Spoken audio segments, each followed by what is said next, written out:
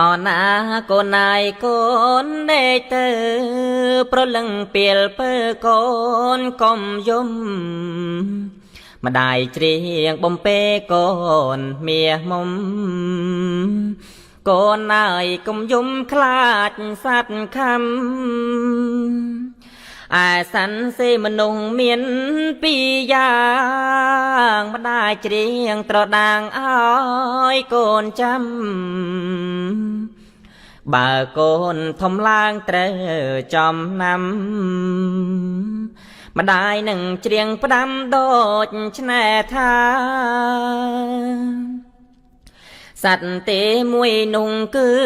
សត្វល្ងងភ្នែកធំត្រនងខ្លាំងអស្ចារ្យមានច្រើនពេញពាក្នុងលោកាចាំសេមនោណាខ្ជិលរៀនសូត្រសត្វល្ងងសេមនុស្សឲ្យខ្វាំងភ្នែកសត្វនេះចម្លែកសេរហូតវាសេបញ្ញាមនុស្សរាប់កោត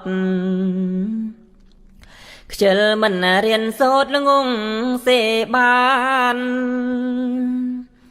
ឯសន្តិពេគឺសត្វក្រកូនកុំត្រេកអរណាកលយានភ្នែកវាធំធំប៉ុនចានចាំសេសន្តានមនោរេមាយសត្វក្រសេមនុស្សឲ្យថោកទាបឲ្យដល់សភាពគេមើលងាយខ្ជិលមិនធ្វើការចាយខ្ចាំងខ្ជាយដេកចាំទំនាយឲ្យមានអញ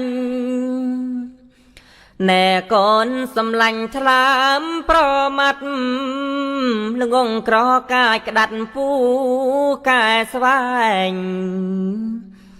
ដើរចាំសេមនោសពកនឡាញមិនមានកោតក្រែងនៅណែណាប៉ុន្តែបើអ្នកមានព្យាយាមភ្ញាំងស្មារតីភ្លាមហើយអូសាប្រឹងប្រែងរៀនសូត្រនឹងធ្វើការ